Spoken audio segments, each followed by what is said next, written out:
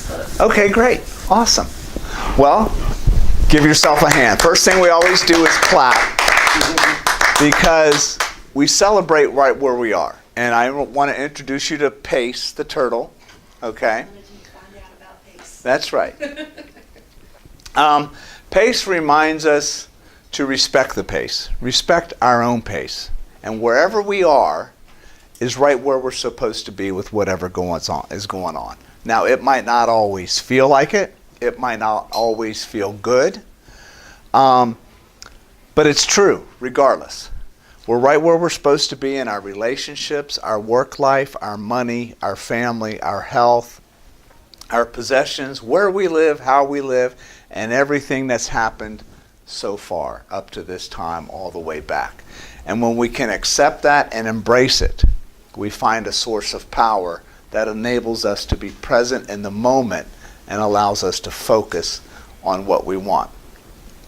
So, every Monday evening, I usually grab 2 tacos and a half and half tea right over here at Tsunami Taqueria. They know me by name. They already know what I want, typically. And I always get a fortune cookie. I like their fortune cookies because they have a good little sayings. And so the fortune cookie that I saw tonight was, don't pursue happiness, create it. Okay? So what we're going to talk about tonight is happiness. Pardon me for not making notes. I'm too distracted if I make notes. I like to listen. Whatever works for you. Okay.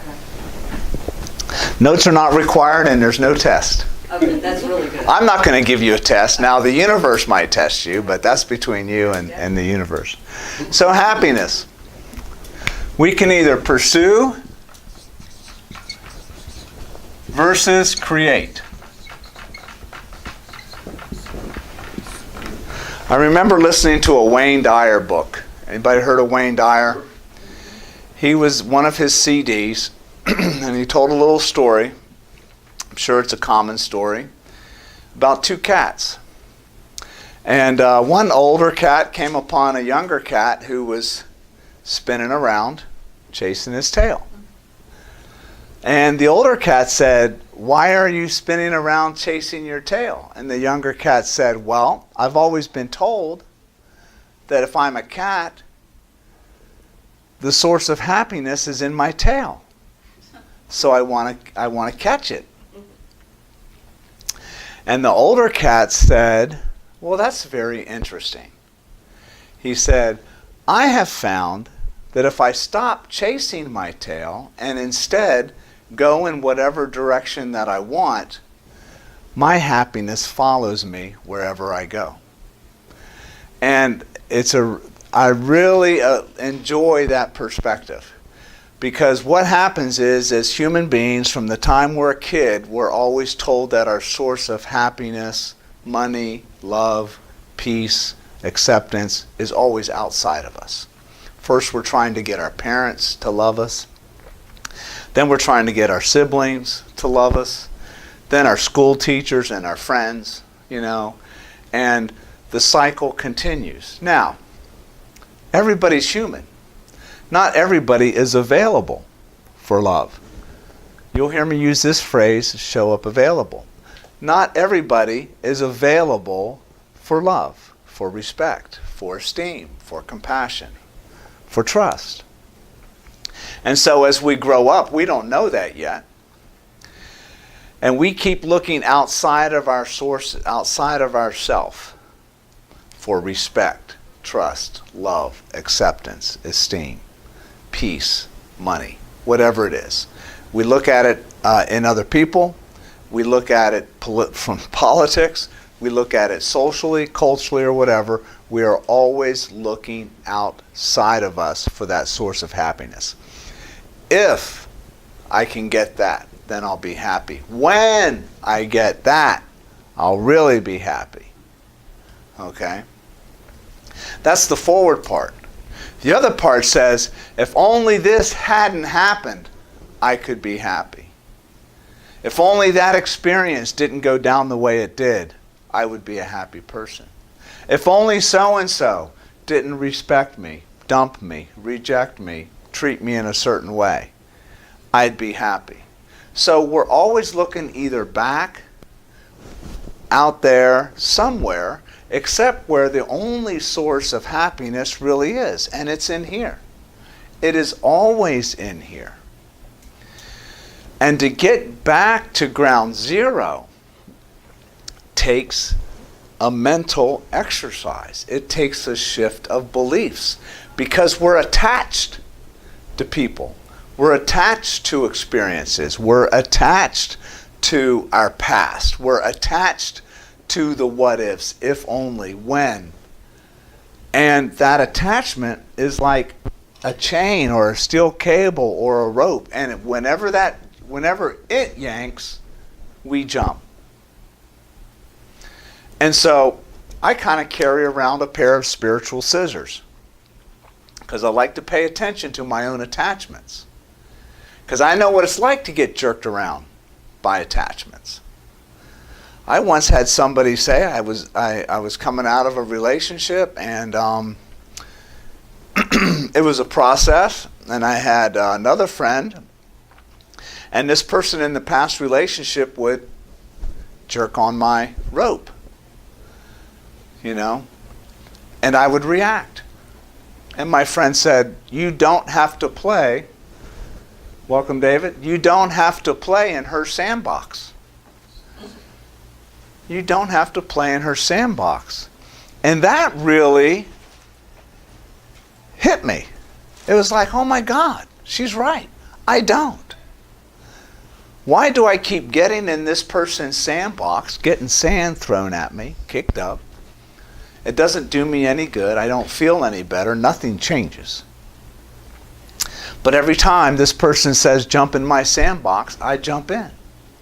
So I started to pay attention to those kind of attacks, and I'm like, it doesn't serve me. It doesn't help. How can I detach? So it helps to pay attention to what we're pursuing is what we're attached to. It's what we have to have.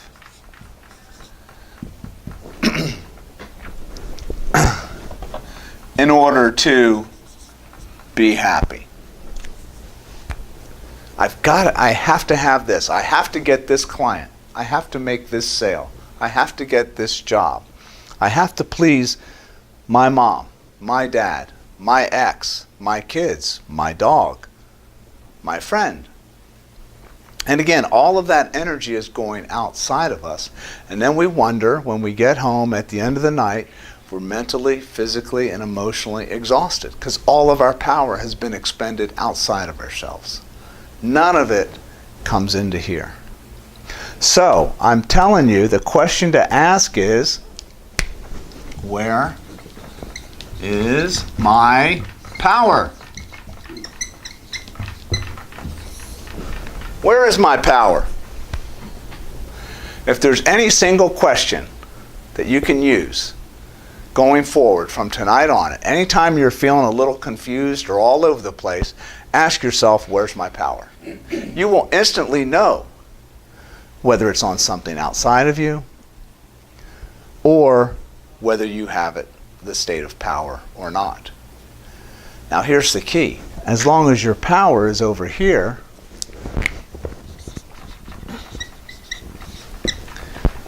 you're giving it away. Giving it away. You might as well take a check and put power on it in the dollar box. My power. Okay? Put the person's name on it and hand it to them. I know people who've been divorced for years. They're still telling old stories about their exes, about stuff that went down, about reasons why, about things that are happening today that are still, hey, come play in my sandbox. And when I think about that is how's being married still working for you? How is being married still to the same person you say you divorced 5, 6, 7, 10 years ago? Okay. How's that working for you? Because you're still married. You might as well be. Legally, you're divorced. You may even have remarried somebody. Or you may have a significant other. But you are still married emotionally to that person because of given the amount of energy and time and stories you're still devoting to it. Well, and look, that's human. We all create these attachments and they're really, really hard. But you got to pull out your spiritual scissors, pull out a bayonet, pull out a dagger, pull out a samurai sword, bring your Braveheart sword or whatever. But start to cut the attachments that you have to old stuff. Old people, old beliefs, old concepts, old hurts, old pains. Start to cut the cord. Now, cut. Now, cutting is a process. Cutting is a process.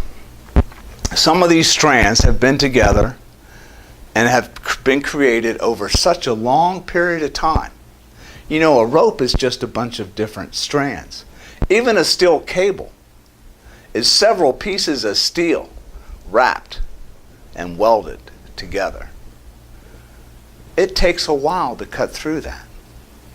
I likened it, if anybody's familiar here with the square, some trees have come down lately. That front row of trees that used to be in front of this building, no more. There was a 120-year-old tree in the corner right across the street that came down last week. Okay, now, when we're talking trees, and I love trees. I love trees. But when we're talking trees need to come down for two reasons. What's one of them? They're dead. They are dead.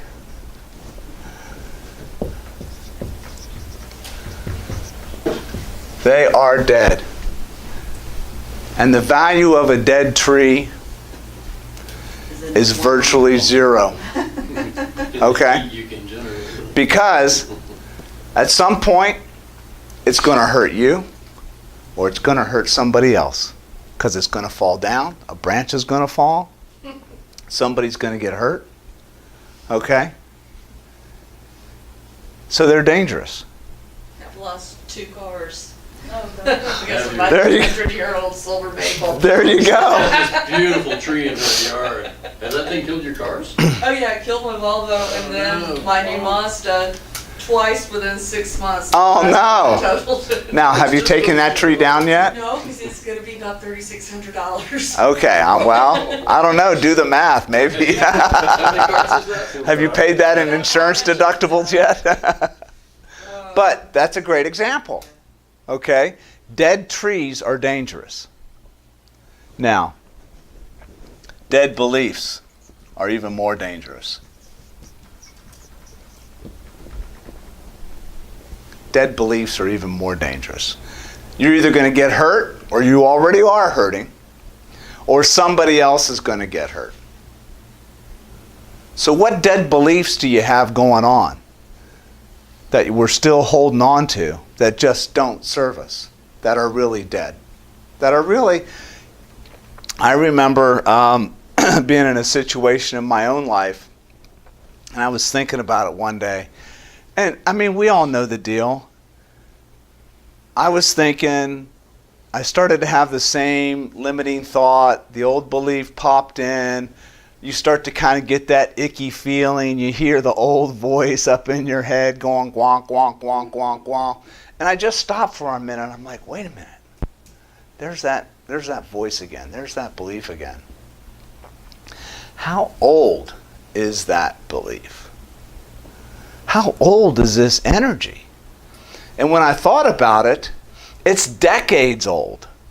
I mean, it goes way back. Every time a similar situation has happened, the same belief would pop up, the same vibration would come rolling up. And it's never served me. It's never made me feel good. It's never helped me to feel personally empowered, speak my truth, make a clear decision, move forward. It's always held me back. So I said no more. I took that tree down. Okay? Now I'll come back to that story in a second. Sometimes these trees are like cables. When they took these trees down, they didn't start at the bottom, right? Because cutting it down at the bottom would have done what? Hurt somebody, hurt themselves. Okay? Sometimes if we take an old belief like that down right to the ground, we got to make sure it's clear around it before we can do that. Because sometimes it's not. Sometimes the dead belief has been around for so long and is so strong, though, we got to start at the top. We got to bring in the bucket lifts, right? We got to start at the top. And we got to start to take this thing down, level by level by level, branch by branch, until we start to get down here. And then what do we have under here? Roots. They go deep. And those roots can go deep. And so we got to be aware that there's roots. Now, again, this is the process of life. Some trees are only saplings, thank goodness. Other trees are 120-year-old oaks. And they take a time to come down. And sometimes we got to ask for help to take that tree down. People we trust, people we love, professionals, whatever. Somebody to help us get some different perspective and say, oh, you got to get this branch down. Okay, now you can get this one down. Okay, now you can get this one down. And this is a process. But if you're aware that it's a process, you're going to be just fine. Right, David? What's the phrase? Respect the pace. Respect the pace. Respect the turf. Respect the pace. So when you're taking down an old belief, when you're taking down the dead belief, respect the pace. Eventually, you're going to be done. It's not easy. It's not easy. Because we want it done already. We want it out. And we want something new in its place. Second reason to take down an old tree is to make room.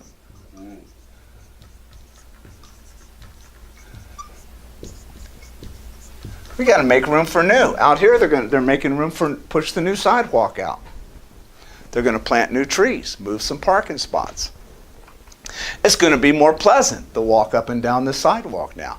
More people won't trip on the slopey rubber bark or whatever they had over there.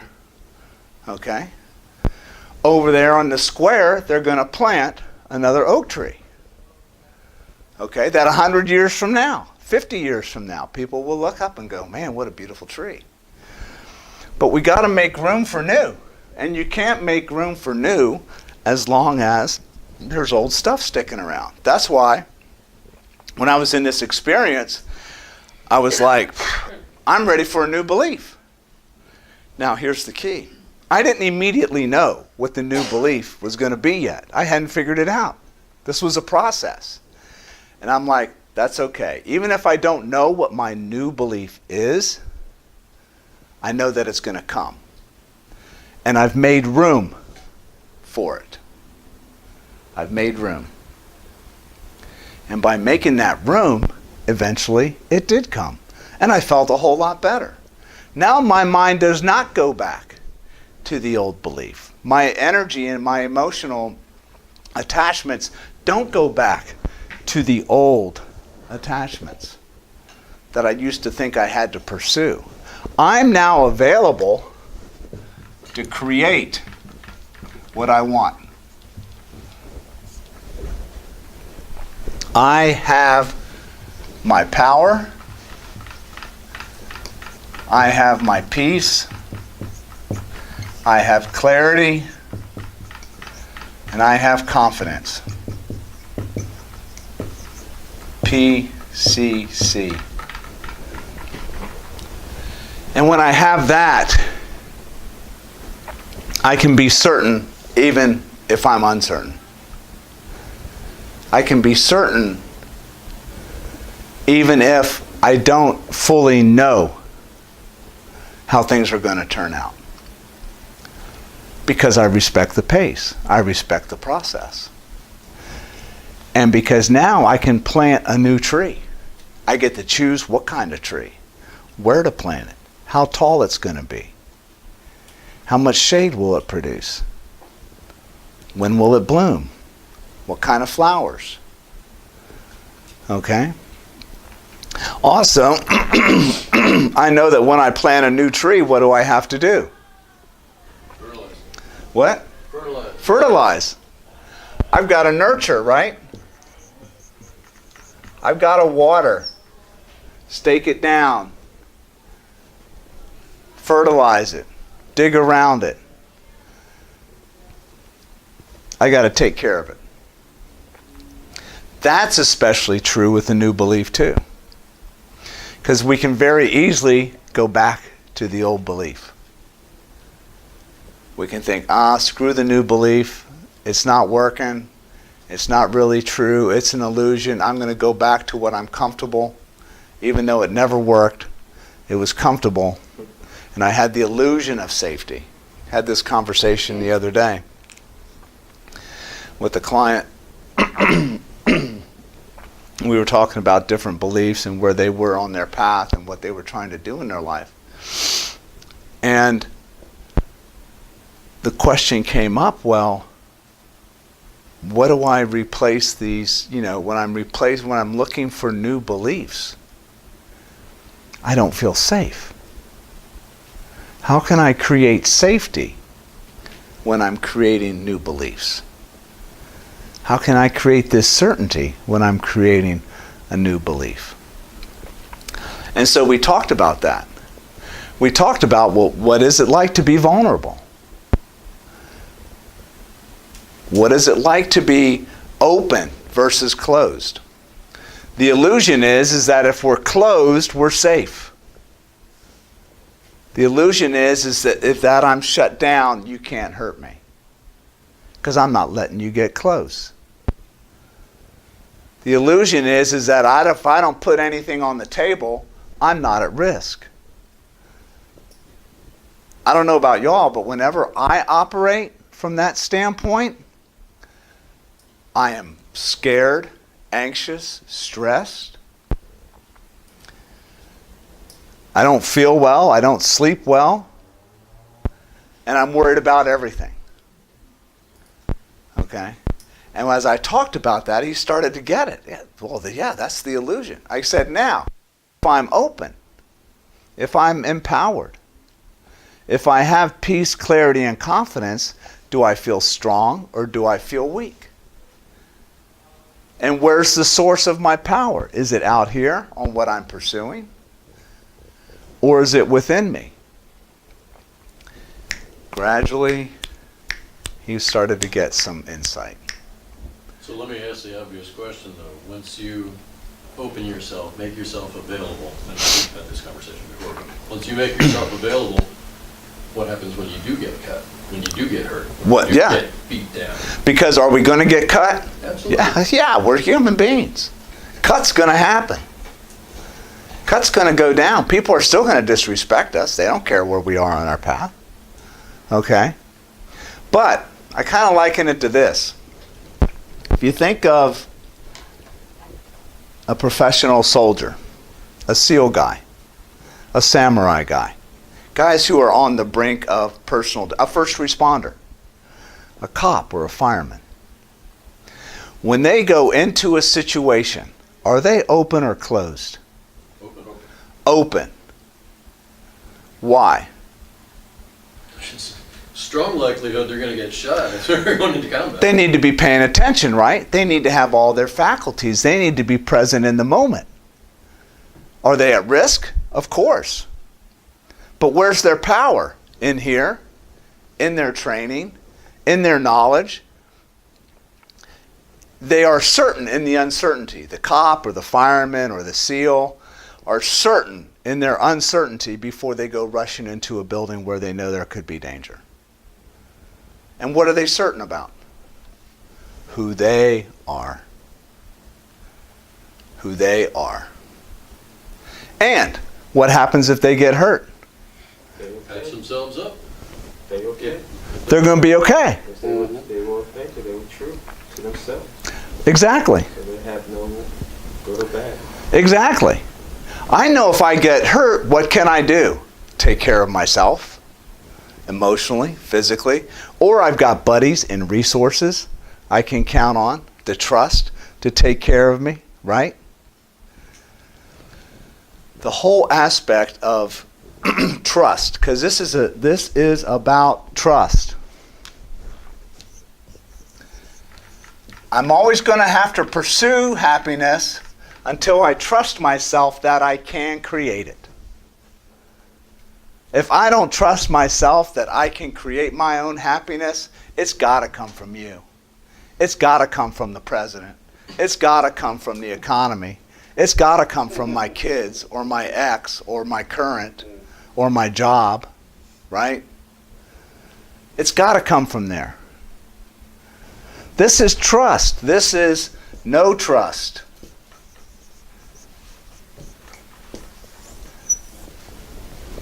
And I can't trust this because I'm pursuing happiness. Every time I think that I've caught it, what have I just learned? No. There's something else I got to go catch before I'm happy again. So I don't even trust what I catch. I don't even trust if I did catch it. Do I deserve it? Am I worthy of it? I shouldn't have this job. I just scored a great job. Oh, maybe you really don't deserve it. Maybe you're really not good enough. Maybe you're just lucky. And so our whole mindset messes with us big time. What happens if I get cut? I go, it's likely. I could very well get cut. I'm going to be okay because my power is here. I trust myself to be able to take care of myself emotionally. Love is especially difficult in this situation because people who have, been divorced or breaking up or whatever, you go into love full of expectation. I'm madly in love. A year later, I got married on the beach once. Great wedding. Full moon, everything. Loved the girl. Still love her differently. But it only lasted a year. And I could let that experience, right, just shut me down. Oh, I got to be safe. I'm going to be safe because if I ever put myself out there again, I'm going to get hurt. I'm going to get cut. My heart's going to get cut. And I can't trust myself to take care of my own heart. It's not about trusting the other person. Okay? Because a lot of people go, well, I can't trust men. I can't trust women. No, you can't trust yourself to take care of yourself if a relationship doesn't go the way you expect. So to answer your question, what if you get cut? The first response is you're going to get cut. The second response is, where's your power? And when you can answer that, the source of my power is within me. If I get cut, I can heal. If I get cut in time, I'm going to respect the pace. I'm going to grow from it. I'm going to learn from it. I shall overcome. And then you go, okay, I'm ready. Now I'm ready. I know I'm going to get cut. The worst case that could be in my new relationship is it ends. He cheats. She cheats. Somebody dies. Divorce happens. Whatever. It's going to end. Okay? So if I can stare that down and see the opportunity instead of the fear, if I can see the opportunity and says, if that's the worst case, I'm golden. Life isn't meant to be perfect anyway. I have no guarantees because then otherwise you got to live in the world of 100% guarantees. And there are none, ever. So, in fact, the only guarantee is I'm going to learn something, and it might involve getting cut. But I'm going to be okay. The Navy SEAL says, I'm going to be okay. The Navy SEAL is present going into the situation. Because he doesn't have time to think about staying closed. He's got to be wide open so that he can respond, see, make things happen, and be present. Be present in the moment, just like the turtle. It's only when I'm present in the moment that I can respect the pace. If I'm not present in the moment, I'm disrespecting the pace because I either think something's ahead of me and I got to go get it, or something's behind me that I got to go back and get. And I can't be present where I am. And I love my new little compass lawn thing that my daughter got me for Christmas. I probably won't put it in the yard because I like it too much. But I like Celtic knots, and I like the symbolism of a compass. 360 degrees. I can go in any direction that I want to, north, south, east, or west. All I have to do is change my mind. And the power to change my mind is always in the present moment. And so all I have to do if I get cut, make it okay to change my mind. Release attachment to something having to be so significant that it's beyond reasonable. And it's not. It's just another lesson in life. So why am I hung up on this? Let me learn what I'm supposed to learn. Let me respect my healing, my grieving, my learning process, and let me put myself back out there again. Because it's like, yeah, please, cut me.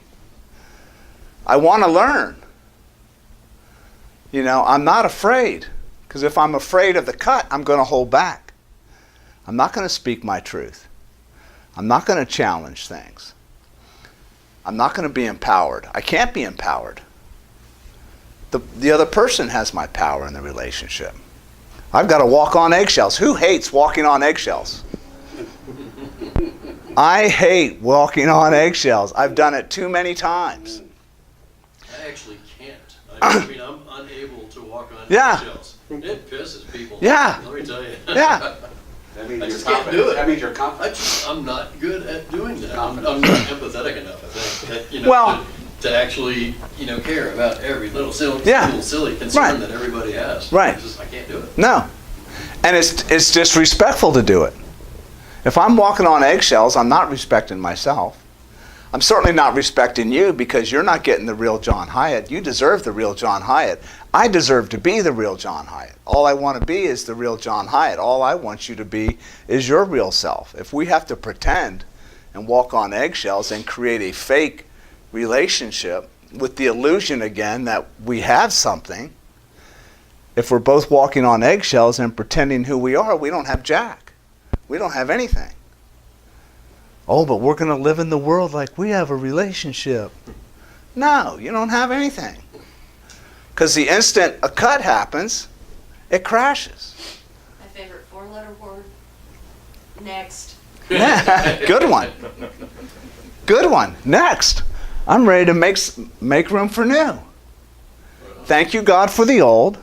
And here's the thing. When we're cutting down our trees, we don't have to cut down our tree out of spite or out of hate or anger, okay? In fact, we can cut down the tree with appreciation, gratitude, insight, and perspective that sees the value that that tree provided in our life. The attraction it played in drawing people to us to teach us things, the role that it played to emotionally protect us in certain ways that we didn't know how else to protect ourselves emotionally. So we relied on the old belief. Even though it didn't serve us, we relied on it to protect us, protect our ego, which is necessary. So it's not all about cutting down the tree out of anger or spite. It's taking it down with respect and insight and going, man, thank you, God, for this tree. Even though this tree hurt me, even though this tree might have hurt other people, there's value in this tree. There's value in the wood because I learned respect, boundaries, relationships, learned how to win, learned how to lose, learned about love, learned about hate, learned about war, learned about peace, learned about sickness, learned about health. And within that contrast, you can take that tree down and say, thank you, tree, for everything that you gave me. And now, because of what you taught me, I can plant something new with a new purpose, new passion, new direction, new dreams, and new vision for 2019.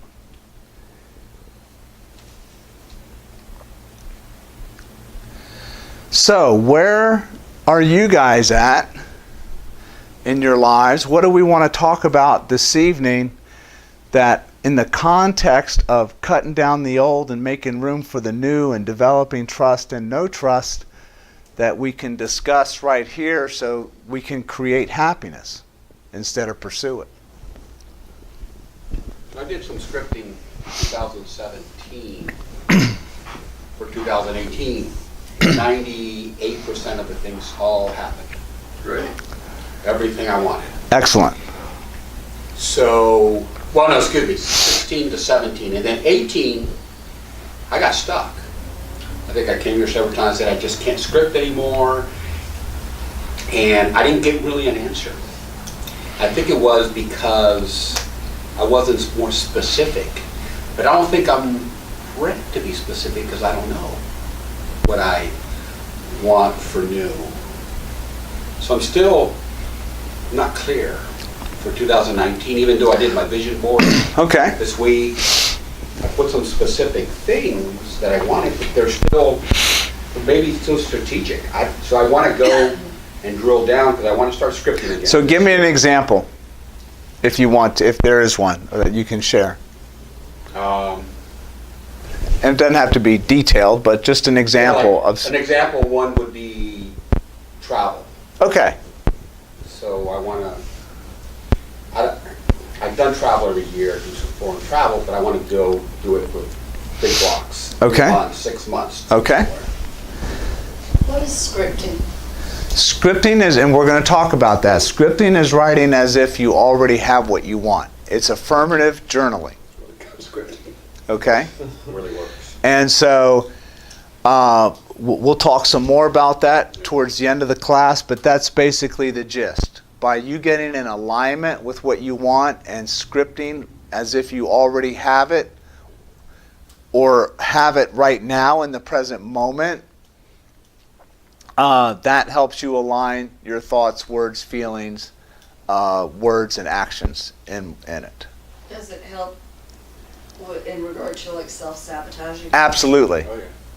Oh, you should go back and see my scripting journals. So you want to script about relationships, money, work, health, and personal development, personal growth. See, so that piece real quick.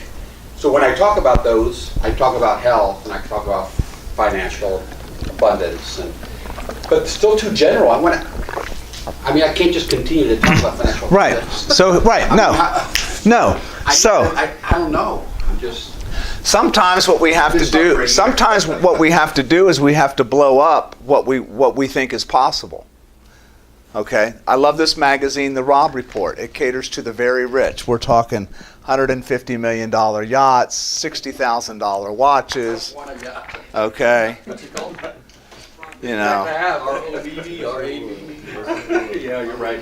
Even though I said I don't... I mean, I don't know. There's a Fabergé watch. I'm sure that's probably $50,000. Okay? I love this magazine. I subscribe to it. Okay? My vision board that I don't have with me here tonight, most of the pictures and images came from this magazine because it inspires me to think about what is possible. Okay? And we got to give ourselves permission to get specific. Okay? Now, if you can travel anywhere. No, here we go. I've got a round trip ticket first class to anywhere you want to go, including lodging, food, rental car for a month. Where do you want to go? Question? Yeah. Barcelona. Barcelona. He does know where he wants to go. You want to go to Barcelona. So Barcelona is at the freaking top of your list. Okay? Boom, problem solved. That didn't take long. Next. Okay. Let's go. Where would you go after Barcelona? Italy. Italy. Rome, Naples, Venice, Sicily. Now you got 2 places to go. What do you mean you don't know where you want to travel? Yeah. I'm calling bullshit on that. Have you been to those places already? So you want to go back. And instead of just visit, you want to live in Barcelona for a month or 2 or 3 weeks. Get a room. Go down and get bread in the morning. Walk around. Go to a vineyard and come back. Meet some neighbors. Right. Become a regular at the cafe on the corner for 2 weeks. Yeah. So the first thing is to give yourself permission to be specific and then throw something at the wall and see if it sticks. If I could, where would I go? I'd like to go to Ireland and Scotland. Get checked out all the Celtic history stuff. And then go over to Norway and Sweden and all the Viking stuff. I think that would be so freaking cool. Okay? So give yourself, you do know. This is where trust. You do know. It just takes a little bit of work to throw something on the wall and see what sticks. But first you got to throw something out. Right. So that's where you go. If I could go anywhere. If I had the perfect love relationship in my life,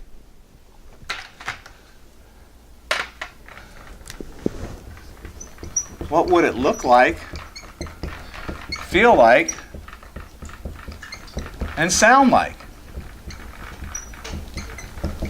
You can do that with travel. When I travel, what does it look like? What does it feel like? What does it sound like? How would I describe my travel experience with somebody? And I'm going to script that. I love living in Barcelona right now. I can smell the aroma of the streets and the coffee from around the corner. The bread is delicious. The women are beautiful. I'm so happy wherever I go here. People love to engage with me. They welcome me and make me feel like I'm at home. I learn the language. Do you know? Can you speak? Is it Catalan? Is it Spanish. okay? Mostly Spanish. Yeah, mostly Spanish. See what I mean? You describe in your scripting experience what your trip to Barcelona looks like, feels like, and sounds like. Everything from going to packing your bag. I've got the most beautiful, cool, comfortable clothes. I got a couple really nice, classy things to wear too that just make me feel good. I'm going first class. In fact, I'm taking a limo down to the airport. See what I'm saying? Gotcha. And so you give yourself permission to get specific and start to create that experience. And you script that as if you already have it, or as if it's happening right now. This year it's already done. I've got slides. I invite my friends over for the slideshow. Remember slides? This is in October. Right, right. Yeah. It all worked. In fact, I blog about it. I create a It all Facebook. worked on the, even by month. Yeah. And it worked. Yeah, By month. yeah, yeah. 18 was. That's okay. But this is good. It's the pace. You got to respect the pace. For whatever reason, in 2018, you were meant to do just what you did. Yeah. That's the only judgment you need to put on 2018. Isn't it interesting? I really didn't go. I don't feel like I went anywhere or did anything. Number one, is that true? I probably went a lot more places and did a lot more things than I really give myself credit for. Number two, you know what? That was supposed to be my pace for 2018. I'm going to respect my pace for 2018. Now, what direction do I want to go for 2019? And how do I show up available for respecting my pace in 2019? How do I create conditions for success in 2019?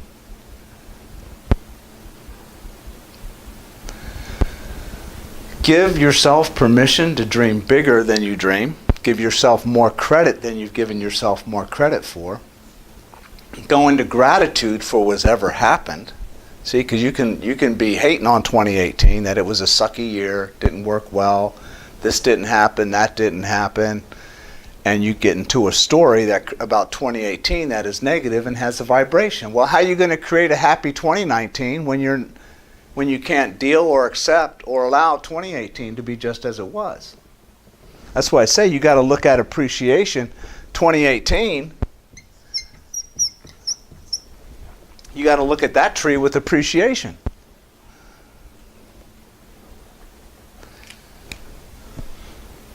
Appreciation. Esther Hicks. Anybody heard of Esther Hicks? Abraham Hicks? Yeah, awesome stuff. She talks about this rage of appreciation going into a rage of gratitude where you just become super hyper appreciative and gratitude for everything. Everything.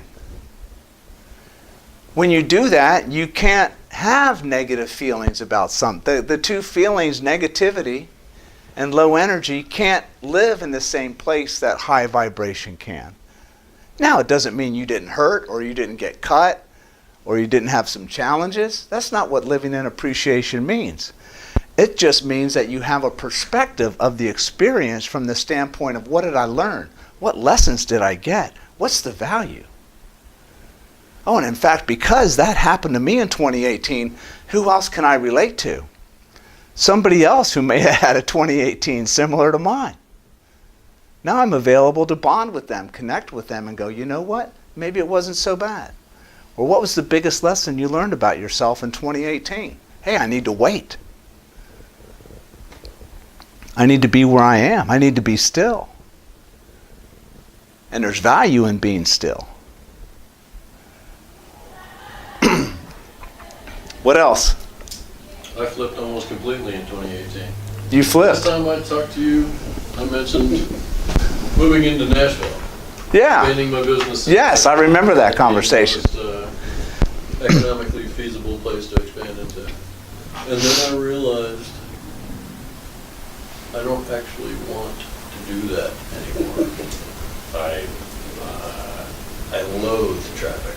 Loathe traffic. Who likes traffic? Yeah, but I mean, the business that I run is a lot of driving.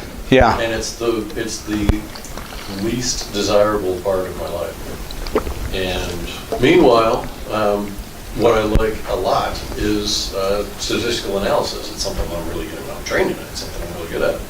And have moved into day trading. Oh, there you go. And amazingly, right off the bat, pretty well. I Okay. went to the Online Trading Academy this week, and they basically taught me very little because they validated pretty much everything that I'm Excellent. doing. Well, I think they taught you a lot there. They validated it. Well, but Yeah. as far as anything new, it's simply, I mean, it just reinforced almost you know. everything. So your confidence now is, Which is awesome. Yeah, That's yeah, awesome. that was kind of well, congratulations. amazing. Yeah. See, this is another example of when we script, it's about clarity. Just because we script about something one day doesn't mean it's the same thing we're going to script about a month later.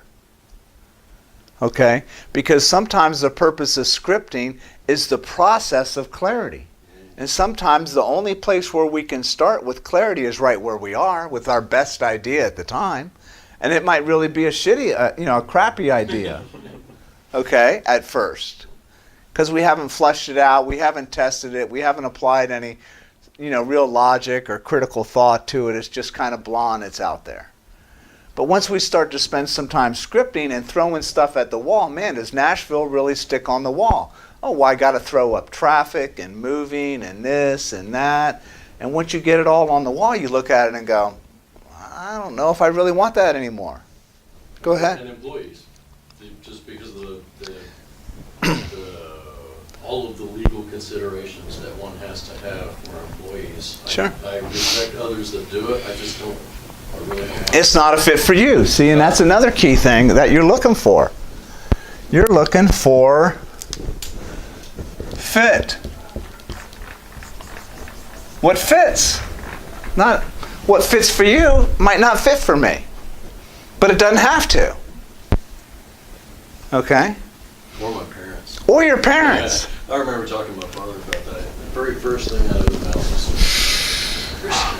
Yeah. just like that. Day trading? Yeah. Can you imagine Colin doing? I mean, just like that. immediately. There you go. I was like, Not negative anyway. huh? So you could have gone, where's my power, right? Yeah. Could have gone, where's my power? Geez, I might not better, and even people our age can give our power away to our parents. Better not do that. Mom and dad, they won't be happy. Like, Dad, I love you. That, what you did was right for you. Tell that to a narcissist. Tell that to a narcissist. Yeah, no, they don't want to buy into it. Is That's your one dad a of the- narcissist? My mother. Your mother. Yeah. But scripting, you gotta be open. See, this is where you're open to consider the question. Nashville comes to mind. All right, I'm going to dive into this concept of doing business in Nashville. I'm going to uncover every stone about the idea, okay? Simply with the only goal is to get clarity. Clarity one way or the other. That this really is a fit for me and I feel really good about making this move, or no. Fun to think about, learned a lot just from the thinking process and considering it, but no thank you, not a fit. What's funny is I remember thinking to myself, preparing to come to this class, I'm going to end up telling John that I completely changed my mind. But I told him last year I was dedicated to. You told him last year in Nashville? Yeah, we had a conversation about Nashville. How are you going to do Nashville? How Just are you? expanding, what I do can be replicated in any major city in the country. Yeah, but you can't be there. Right. No, but he'd franchise Hiring it. people to do what Yeah. I do in that city. And Next thing you know, he's got franchises out there. About it too. I did, yeah. And then between the traffic and all of the issues surrounding employees. Yeah, well, I just realized I don't You don't have any empathy. have the desire. No, I don't have the patience. I don't. No, I don't either. But, yeah. I don't have the patience and I don't have I think it is empathy. I just don't, I really To manage don't people. care about everybody's little issue. My first management job, I had 37 employees suddenly, and all of them had issues. Every last one. Sure. Because they're all human beings, right? Everybody's got issues. And I was like, I don't care. I really Not- don't care yeah. about all that. Just- No, not everybody is meant to do that. When I was in the Army, the Army used to have specialist ranks. You would get private, corporal, sergeant, staff sergeant, non-commissioned officer route, or back in the day in the 70s, early 80s, you were specialists. Private first class, specialist 4, specialist 5, specialist 6. If you were a specialist, you weren't in charge. You showed up and you drove your truck. You showed up and you fixed the tank. You didn't want to be a sergeant. You weren't assigned to be a sergeant in a leadership position because you didn't want it. If you wanted to go that route, you could select it, okay? But not everybody is a people person, wants to be in charge. There are some people that would love to take leadership over 37 people, okay?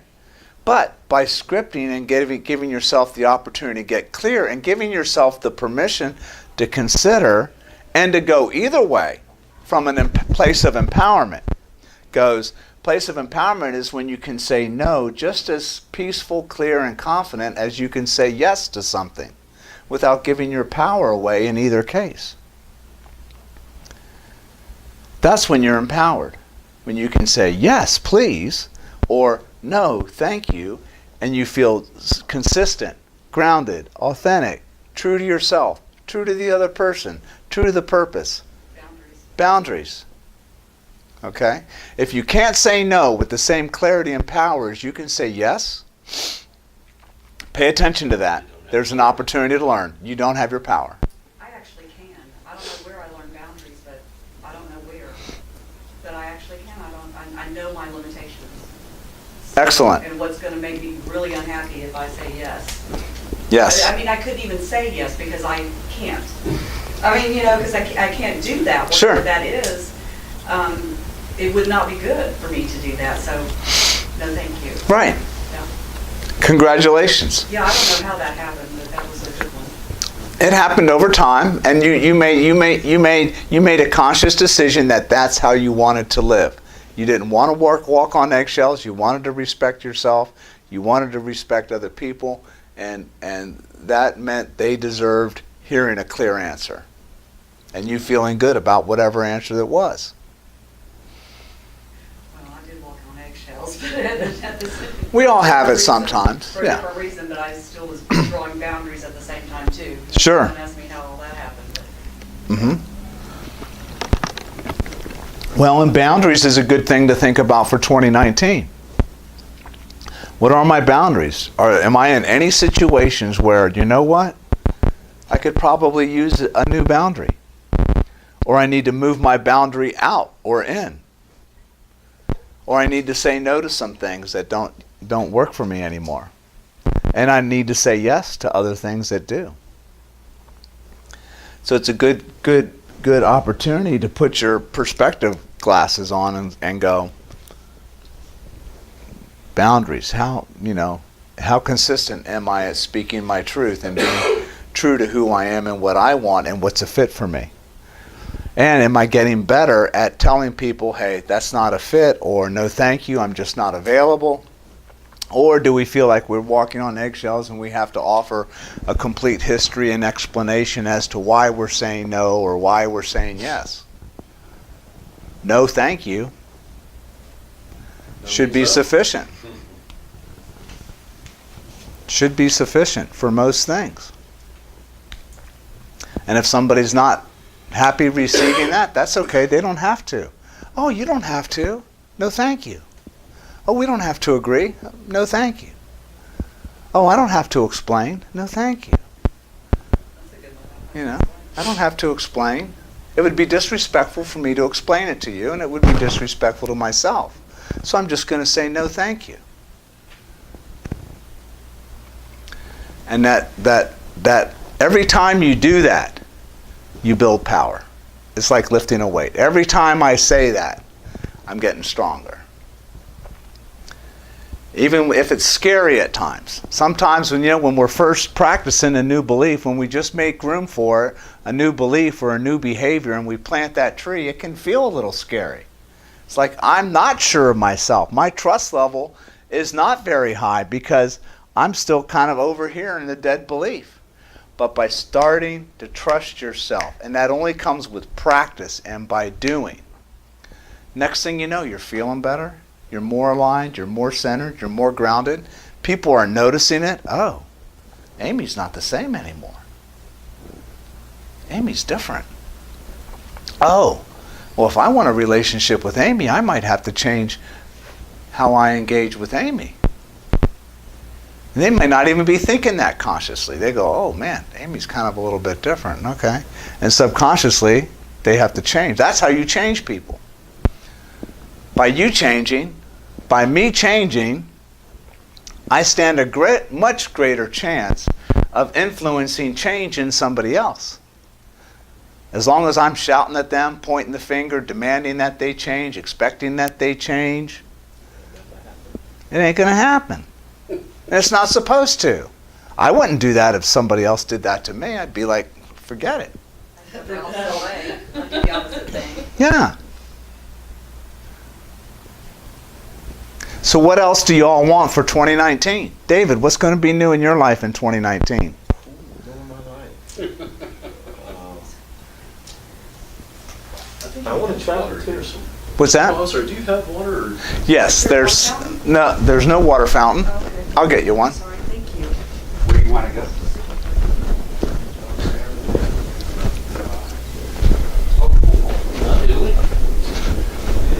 Okay. Do you want one? Mr. Italy, right? Anybody else? I'm going for.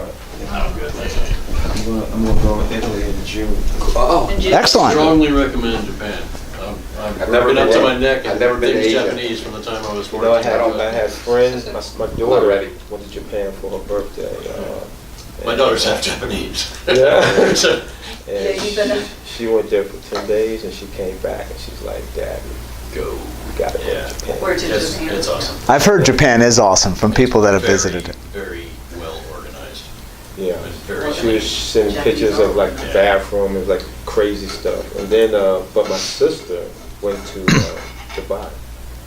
And she wrote back and she said, she came back and she's like, David, you have to go. you gotta go to Dubai. Really? Wow. You if you must see it once because Wow. it's. She said, I have no words. Everything is. You want to go to a place where everything is homegrown and the architecture, the thought that they brought everything from different parts of the world. I mean, they had. She went to where they created little islands that represent. Yeah, like, it's like a. The palm trees or whatever, yeah. Yeah. And each leaf, or what you call it, represents the country. And she said it looks like the country. They went skiing, indoor skiing. Just as they were talking about snow. And, I mean, they have everything you can imagine. It's incredible. You'll go. So I'm trying to narrow it down. Okay. And if we're going to Italy for 30 days, we go for 1 month. Because I decided long ago, whenever I start to travel, I'm going to stay in 2 months max. Because I work for the school, I get 2 months You off. get 2 months. But while we're in Italy, Japan is a little closer. Yeah. So I was like, man, I could just go to Japan right from there. A little jump of the boat. So we're trying to narrow it down. Okay. And the Airbnbs are like dirt cheap. Yeah. See, there's unlimited possibilities. Good for you. We can create all sorts of. Congratulations on that vision. I see it unfolding perfectly. Oh yeah, man, I'm on my way. Yeah. I'm there. Congratulations. So that's how we create happiness. We have a vision. We put an idea out there. We see what's possible. I mean, I've never been to Dubai, but everybody I know who's been to Dubai says how amazing it is. I mean, it's the Robb Report of countries. Okay? And which tells you how abundant the universe is, to be able to, abundant in ideas, abundant in material, abundant in capacity, abundant in action, an abundance of bringing people together to create those tall buildings and everything else that they do there. Underwater hotel. Yeah, underwater hotel. It's like you in a aquarium. But you and my sister, the room they got, she says, David. Are there people standing there tapping on the windows? Actually, The fish are swimming right by. Because the window is huge. Yeah. She said you wake up, you kind of forget Yeah. that you are underwater and the fish are going by. Wow. I would love that. Yeah. She says, Dave, you got it. She said it's surreal. You have to see it. So I want to do it. And I want to go. I want to jump out of the plane. Okay, Oh, yeah. Watch your hips. go for it. Airborne. Wow. Excellent. Good for you. Make sure you have 2 pairs. What about Amy? Too. Yeah. I'm not sure really what I want. Okay. I'm tired of self-sabotaging and the negative tapes. I deal with a narcissistic mother. So it's like, it's hard for my thoughts to be my thoughts. Right. You don't need to put any more money into that house. You don't need to do this. You don't need to do that, or you need to be doing this. Mm-hmm.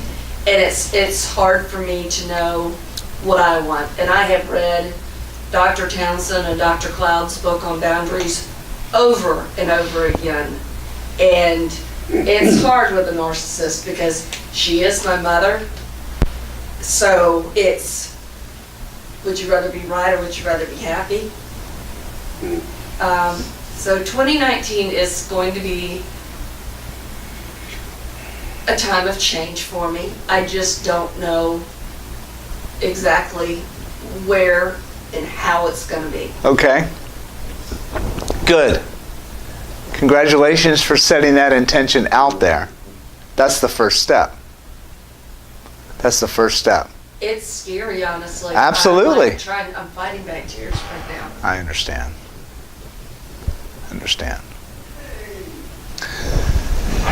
If you can continue to cultivate this, just a little bit at a time. The turtle doesn't move very fast. One step at a time. Just today I trust myself a little bit more than I did yesterday to see my path clearly in this situation. And I'm right where I'm supposed to be. See what I'm saying? And that you are learning so much from your experience with your mother. You're learning about yourself, you're learning about her, you're learning about mother, you're learning about people, you're learning about love, communication, trust, all those things. That as you continue to expand that, taking down the old tree, you're making room for new and planting a new tree of trust. I have no doubt that you are going to become more clear sooner rather than later on how this process will unfold and who you will be in the process. I have no doubt, because you've set the intention. And that's what you can script about. If you can't see what the end result is, don't focus exactly on the end result. You can focus on, what does my journey look like, feel like, and sound like to me in my relationship with my mother? If I could describe the perfect relationship with my mother, what does it look like, feel like, and sound like? Who does Amy need to be? How does Amy need to show up? What does Amy need to show up available for in order to create what you want? Because this is not about your mom. This is all about Amy. Because your mom may change, she may never change. But as Amy changes, guess who is going to have to change at some level? Your mom will. Because you're going to start to show up different. Your conversation, your tone, your energy, your presence, your trust, your empowerment is going to start to be different than she's used to. She's going to have to adapt. Or cut you off and not have anything to do with you. So saying you don't know what an narcissist. Okay. And even if they do that, you know what? They set you free. See what I heard what I heard in your voice was freedom. Freedom. You know, it's like a couple of days ago, my wife and daughter are the same. They have the same, I'm an optimist. Both of them see things where something's going to go wrong. And I can't even look at things like that, you know, because I see everything. I just can't. It's all good, you know. I mean, I'm going to go with the flow, you know. So my daughter, she gets upset. And she goes, but she says, Daddy, it's different when I deal with, you know, when I talk to your mom. I said, because, my wife will always see the bad. My daughter see the bad. And I said, once y'all collide, there's no good out of it because it's all still bad. And I said to her, I said, what do you want? And you also gotta, I said, be honest. When I use that word, respect the pace. Be honest with your pace. And be honest in what you want. But you also have to respect your mother's pace. Respect your mother's pace. Don't get upset and try to change her. Allow her to have her own pace. That's another thing, is allowance. Yeah. I say respect Hey, her pace. you got to allow a narcissist to be a narcissist. You're not going to change a their pace. narcissist. The only thing you can do is change yourself and how you respond to them. That's a good one, John. What's that? You have to allow a narcissist to be a narcissist. You got to allow. My ex-wife is very much that way. You're not gonna change. You know what it would change? She will change to adapt to you, because you change. Exactly. Yeah. Oh, well, she has, but it has not made her any less a narcissist. Yeah. No, But it keeps that's not your job. It does. That's not your job. Yeah, People are allowed to be And you're narcissists. free, yeah. People are allowed. Because my daughter, when she's thought about it, she's free now. She doesn't take it personal, or I said because you let her be her. You just don't take it personal. Yeah, you don't take it personal. It's got nothing to do with you. Nothing to do with you. Her path is not your path. Nothing to do with who you are, how you are. Because you could be completely different, and guess who would be the same? So when you allow that, when you get that, when I get that, I go, oh, hey, you're allowed to be just as you are. Oh, we don't have to agree. Somebody says, oh, I disagree. Oh, we don't have to agree. That's not an invitation. I do not engage with, I don't agree with you, and then come back and think that I have to convince them as to why they should agree with me. No, that's a waste of time. It's like, oh, we don't have to agree. I respect who you are and where you are, and that that's a fit for you. It's just not a fit for me, so I'm just going to do this to take care of myself. Love you. Love you. Love you. Just not a fit. Love you, just not a fit. It's okay. And see, that is the biggest gift that we can give to somebody, is to allow them to be who they are. Because we're not telling them to get into our sandbox anymore, because we're trying to control them. But the flip side of that is we have to first allow ourselves to be who we are. If we're not allowed to be who we are, how can I give that gift to my mom and dad? I can't. How can I give that gift to my kids? I can't. Because they asked me, John, about that, and I'll be like, those things, that stuff doesn't stick to me. It don't stick. I said, this is why I'm able to keep going. Right. And the things that want to stick, they stick. But they stick with the path I'm going. Right. You know, I just take it. And it's not because we don't care. Right. It's the contrary. Because we do care. Because I care, I'm not attaching to your drama and situation. Which means I'm really more available to support you if you're available. Okay? But I'm not going to jump in your sandbox. Okay? Doesn't bring me down. Yeah, because then I'm unavailable. I can't help myself and I can't help you. So no thank you. In fact, I thank you in advance for every time you're going to invite me to play in your sandbox. I'm just letting you know in advance that I'm not available to play anymore. And that if this situation or conversation or tone or energy gets demonstrated, I'm just going to politely say, no thank you, I love you, I'll talk to you later. But what if she pulls out a great big club and knocks you over the head? That's cool. Or Good. runs negative ads in newspapers about you. Well, Or cuts off your inheritance. That's well, no. That's what I heard. See, now, see, so that's a great question. That's a good question, because there are still ways to deal with that and demonstrate complete respect for myself. If somebody's violent to me, I'm going to call the cops. Why? Because I respect myself. Number two, I respect them, because they ought not to be in a place where they can cause harm to somebody. I was talking metaphorically. Or no, but I'm talking, there are ways to deal with all of those things from places of empowerment. I was talking to a client the other day. They're in a family business. The dad's on his own thing, doing his own thing. It's causing some tension in the family. Dad owns a big part of the business. I'm like, what's the big deal? Cash dad out. Yeah, that's the worst case, right? Okay? But stare that down and you show up present and empowered.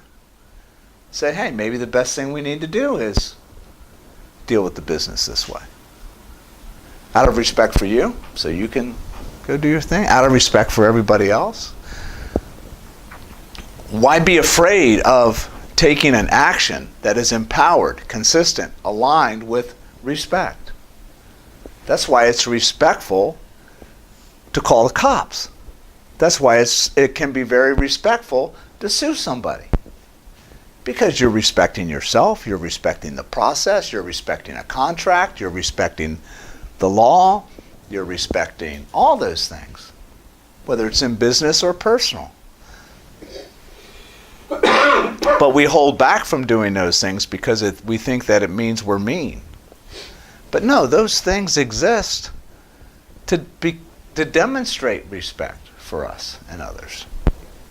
Because I respect you, I'm doing this. Because I respect myself, I'm going to do this process. Because that's it. I would respect myself, but I'd have a hard time respecting them if that's how they're treating me. Well, it's a different kind of respect. See, you're not respecting their behavior. No. You're respecting their right to be who they are. By themselves. See what I'm saying? Necessary. They don't need to be around you. to be who they are. That's the difference. That's the difference. So a criminal, Well, you're recognizing, so respect kind of. I'm respecting their personhood for them to be exactly who they are, because who am I to tell them they shouldn't be somebody different? So if a criminal, it demonstrates complete respect for the criminal to apply all the rules of justice that should apply if a crime is committed. Okay? Because I respect you, I'm calling the cops. Because you're committing an illegal act. I don't respect the behavior. So it's a little nuanced twist on the term, what are we respecting? I'm not approving. Right. I'm not condoning. Okay? And in fact, I'm coming up hard with the hardest boundary I can come up with, right? The law. Yeah. Right. Because I respect myself. I respect the law. I respect that those who violate the law should be dealt with in a certain way. You don't have to respect. It's not about behavior. You know, it's the physical, it's just the behavior. Yeah. But spiritually, we do what's right and wrong. And what's right is to call the police. And that's part of it. It's the spiritual aspect of respect that says, who am I to tell you what you should do or how you live your life? That's not my business. Criminals have a right to be criminals just as much as saints have the right to be saints. Okay? However, there's a consequence. There's a consequence. And there's a boundary. And so I'm going to enforce that boundary because it demonstrates respect. So, but it's never about approving or condoning a certain behavior. We're saying that it's okay. No, it's not okay you hurt me. I allow you to be who you are and a person who wants to hurt, but I've got a boundary for that.